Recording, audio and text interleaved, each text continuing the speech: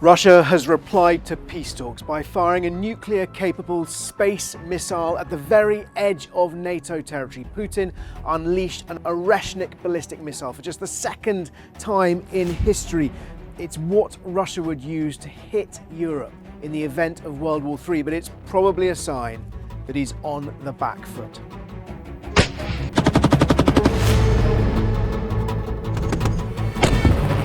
Kharkiv again. My name is Jerome Starkey. I'm the defence editor at The Sun newspaper, and this is Frontline, your weekly roundup of the most important news from the war in Ukraine. Today, it's going to be mostly about this Oreshnik missile strike. We're going to talk about what's happened. We're going to talk about what the Oreshnik is, why it has happened, and why it matters. So what is an Oreshnik?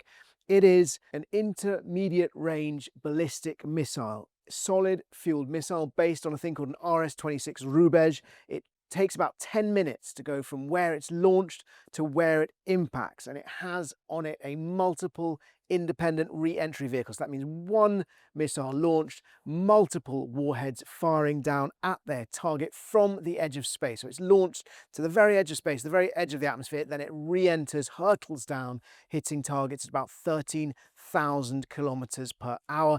And those independent warheads can maneuver on their journey down to targets, which makes them incredibly difficult to intercept.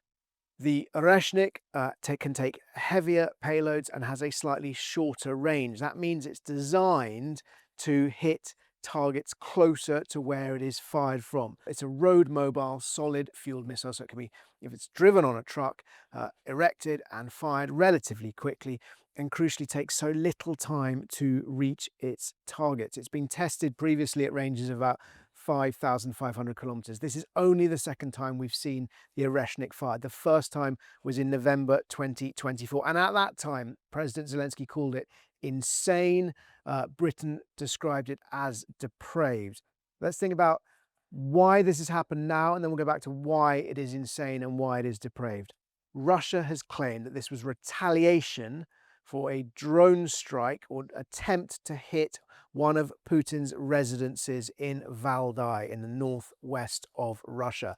Trump, Ukraine and the CIA have all said they do not believe Ukraine tried to target one of Putin's residences. They've dismissed those Russian claims as lies. I think there are two other Russian motives which are more credible. The first is that this is a dramatic show of force, and that's exactly why they did it in November 2024 as well. Putin knows that Trump responds to and respects strength. I think the second Russian motivation is that they are on the back foot. Why are they on the back foot? They're continuing to take ground in Ukraine, but in the start of 2026, Russia's ally Nicolas Maduro has been abducted, seized from his Venezuela and put on trial in New York. We've seen Iraq nationalizing a Russian-controlled oil field because they don't want to be subject to international sanctions. We've seen the Bella 1 tanker, a Russian Shadow Fleet tanker boarded by US Special Forces in the North Atlantic. And another Shadow Fleet vessel, the Elbus, has been hit by Ukrainian drones in the Black Sea. So it appears to be open season on Russia's Shadow Fleet, and that is an important source of revenue. Perhaps, though, the most important development has been that Trump, we understand, has greenlit a new US sanctions package designed to try and hit the Kremlin's coffers. And that's key because the stage that this war is at, it's a war of attrition. It's about each side's ability to continue fighting. It's about each side's belief in its ability to continue fighting, and because that will inform the point at which they make a decision that is no longer worth them continuing. America is looking at secondary sanctions. So that is sanctioning the countries that buy Russian oil. If you can target India, target China, target those countries that are purchasing Russian oil, that will dissuade them. Certainly, that's what Ukraine's allies hope, dissuade them from buying that oil, starve the Kremlin of that income and make it much harder, increasingly difficult for Moscow to prosecute the campaign. Why does the launch of the Oreshnik missile matter? Well, because this is the missile that Russia would use to nuke Europe in the event of World War III. It's nuclear capable. It was fired without nuclear warheads this morning at Ukraine, but it is nuclear capable. It can carry nuclear warheads. It was fired from the Caspian to Lviv. That journey, we understand, took about 10 minutes. The speed from flash to bang, from launch to impact, is important because it gives the countries or the target so little time to respond, so little time to defend themselves, even if they have the missile air defense systems to intercept something hurtling at them at 13,000 miles per hour. There's very little time to respond. Not only does that mean it's hard to defend yourself, it means there's very little time to make the correct calculation about what is happening. By reducing that period, that sort of thinking time, increases the likelihood of miscalculations. That increases the risk of a retaliatory strike, which may be unnecessary. Russia could fire one of these missiles at a target in Western Ukraine. Poland or another NATO nation may believe that it's being targeted by a Russian missile. It might have reason to believe that's a nuclear missile, and it increases the chances that they or one of their allies will respond. It creates a very real risk of significant escalation. That is the reason why these missiles were banned. They were banned in 1987 under the Intermediate Range Nuclear Forces Treaty. That was signed between Mikhail Gorbachev and President Ronald Reagan of the United States.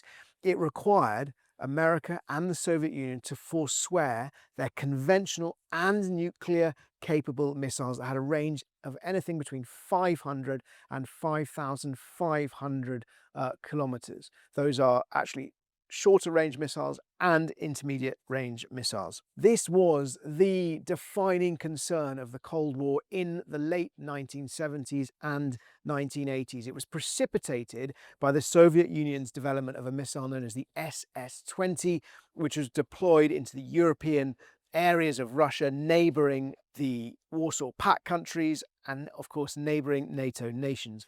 The United States and NATO responded with the deployment of Pershing II intermediate range nuclear capable missiles. And that led to this tension, this fear that these missiles could be unleashed at each other, led to that 1987 treaty. That treaty stood in force for decades, but in 2014, the United States first reported that they believed Russia was no longer abiding, was in breach of the treaty.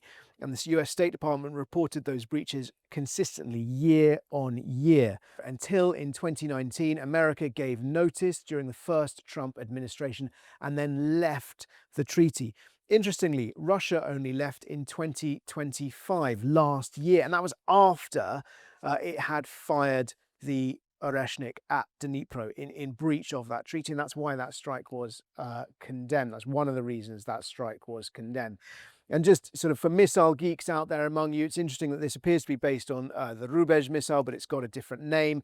The Rubezh ostensibly was declared as a missile with a longer range, with a range of 5,800 kilometers. That was essentially to try and keep it outside the parameters of this treaty, but that missile and indeed the Oreshnik clearly fall within the category of missiles that the INF Treaty was designed to ban. Now, responses so far, we've heard from Ukraine's foreign minister calling for an emergency meeting of the UN Security Council, the NATO-Ukraine summit, and President Zelensky insisting how important it is that America show a firm response. All of Ukraine's allies, but he said specifically America, to show a firm response to the use of these missiles.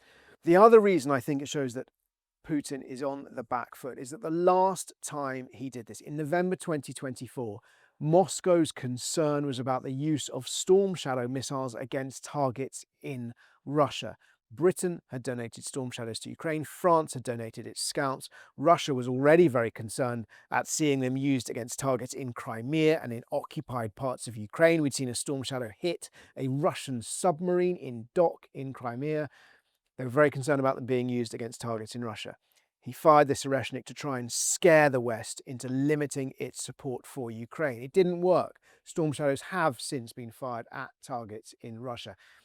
In the years since then, of course, we've heard talk, mainly possibly bluster from America about giving Ukraine Tomahawk missiles. We've seen the things I've talked about earlier already about increasing sanctions. Russia is concerned about the West's ongoing support for Ukraine. A strike like this is clearly designed to deter Ukraine supporters. It came as part of a much bigger missile and drone strike across Ukraine, mostly actually targeted at Kyiv. We understand some 228 missiles and drones targeting predominantly Ukraine's energy infrastructure. We know that, for example, the Czech foreign minister was traveling into Ukraine last night. His journey was delayed by 2 hours because of these missile strikes. Elsewhere on the battlefield, the fighting continues in the sort of close battle. We've seen Russian forces attempting to make counterattacks in Kupiansk, in Kharkiv province. Kupiansk has really been a sort of ebb and flow area of the conflict. It was captured at the beginning. Ukraine has retaken it. Russia had effectively retaken it towards the end of last year, and now Ukraine has fought its way back in. We've seen dramatic footage of Russian soldiers emerging from the Soyuz pipeline. They've done this before, using pipelines to sneak into sort of behind frontline defences, but they were, Ukraine's claims, spotted. Some 50 soldiers involved in that. Ukraine said 40 of them killed. We've also seen dramatic, unusual footage of the Russian cavalry, Russian soldiers using horses, not the first time, but on this occasion strapping satellite terminals to the backs of their horses. I think it's easy for us to be shocked, appalled, and perhaps mock soldiers for using horses in battle because it feels so old-fashioned, but we shouldn't be surprised. And much of this conflict, whilst on the one hand is incredibly technologically advanced, the evolution of drones transforming some aspects of conflict, on the other hand, much of the fighting remains historically unchanged for at least 100 years. The role of artillery, the roles of troops in trenches. Horses have, throughout history, had an important role to play in conflict. And indeed, the Mujahideen in Afghanistan, backed by British and US special forces, relied on horses and donkeys when they were resisting Soviet troops in Afghanistan in the 1970s and 80s. Ukraine's SBU intelligence service have continued alongside Ukraine's special forces long-range strikes against targets in Russia. This week we've seen explosions at a missile and artillery warehouse in Kostroma, some 600 miles inside Russia. An oil depot in Lipetsk, southeast of Moscow, also hit. There have been strikes by Ukraine's special forces inside occupied Crimea. And of course, I mentioned that attack on the Elbus tanker, Shadow Fleet tanker in the Black Sea. All of this part of Ukraine's ongoing sustained attempt to degrade Russia's ability to prosecute the war. So in those strikes, we see two things: attempts to hit energy and oil infrastructure. That's about Russia's ability to fuel its forces, and crucially about Russia's ability to generate income from the sale of hydrocarbons. And of course, the hit on a weapons depot, on a missile warehouse, attempting just to degrade Russia's ability to launch those missiles at Ukraine.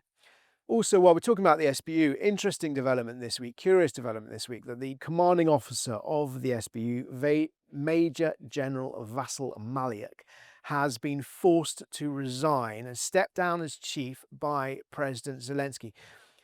Maliuk is the man who led Operation Spider's Web, one of the most dramatic, memorable moments of the conflict, when Ukraine smuggled drones into Russia, launched them automatically from these sort of modified tops of sea containers, hitting airfields and destroying some 41, or hitting, Ukraine claims, some 41 strategic long-range Russian bombers at various airfields across Russia.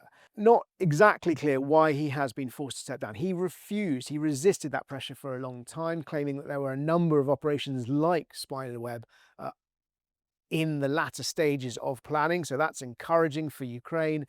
He was nonetheless, the pressure mounted, he's forced to resign as chief. He's been allowed to stay on to command sabotage operations behind the front line. He's been replaced by Major General Yevgeny Khanuma. As ever, thank you very much. If you have any questions, please do ask them in the comments below, and I'll do my best to answer as many as I can next time. We've got 3 to get through from our roundup of the year. Question number 1 is, how long can Russia fight on? It's the $1 million question. Everything that Ukraine and its allies are doing is trying to limit that period that Russia can continue to fight for. depth of resource has historically been Russia's advantages.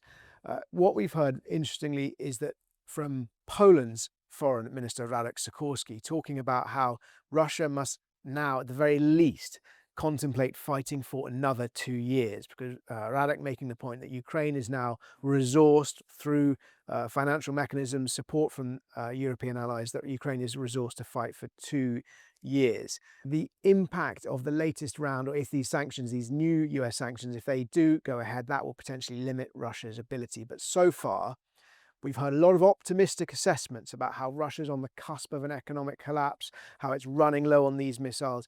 And I've reported many of those claims. Thus far, Russia continues to be able to prosecute the war at a sort of extraordinarily high attritional rate, and then that real attritional rate, what's really extraordinary about it is the number of soldiers' lives, men maimed and killed. One of you asked a question, is it worth using a $35,000 weapon to destroy a $20,000 drone? You're getting to one of the most important dilemmas that both sides are facing in this conflict, because when you're trying to sustain a fight for a long period, there's no point, or it becomes unsustainable if your defense is more expensive than the weapon attacking you. And that is why certainly Ukraine has invested a lot of effort into things like interceptor drones to shoot down the Shaheds. Shaheds at the moment cost about $20,000, perhaps $30,000. Ukraine trying to find cheaper alternatives, and military personnel, military leaders, thinkers refer to this as the cost curve, that weapons have got to be on the right side of the cost curve. Your weapon needs to be cheaper than your enemy's to make it sustainable. Of course, that changes if the thing you are defending is more valuable. And of course, Ukraine does have Patriot missiles, million-pound missiles, which it's using to defend some of its most precious targets. And in that case, that's a different equation. Final question today. One of you asked, could I talk about the damage to religious sites, pointing out that suggestion that from Zelensky that some 700 religious sites have been hit. Both sides, it's an important topic, both sides have claimed that the others have been not only damaging religious sites, but also persecuting members of religions. Russia and Ukraine are both followers of Orthodox Christianity, but there are different branches of the church, and Ukraine has long posited that the Russian Orthodox Church has been infiltrated by the FSB intelligence service and has become a mechanism of Russian control. Ukraine has claimed 600 and then most recently 700 religious sites have been damaged. Interestingly, UNESCO has recently put out its own assessment. Their figures are much lower. They say 515 cultural sites confirmed damaged, 153 of those religious. I have to say, I've seen the damage to churches. I've seen the damage to cultural sites as well. In Kherson, the museum had been totally looted by the time the Russians left, and a nearby church was hit by drones, its roof set on fire. Similarly, in Kharkiv, the gold domes of one of the churches there in the center, sort of the gold tiles peeled and smashed off by many missile strikes. It's a very emotive topic, and it's an interesting topic because it's particularly emotive for many of the conservative, religious, MAGA Republicans in America who support Donald Trump. And one of the narratives that Russia successfully fed into them is the idea that Ukraine is persecuting Christians. I have never witnessed that in Ukraine. Indeed, I've met many faith leaders from across multiple different faiths in Ukraine who have sort of stressed, this is Jewish leaders, this is Anglican leaders, these are Catholic leaders, these are Orthodox church leaders, all stressing that actually they are free to practice. Thank you again for watching. If you do have any questions, please ask them in the comments below, and I'll do my best to answer as many as I can next time.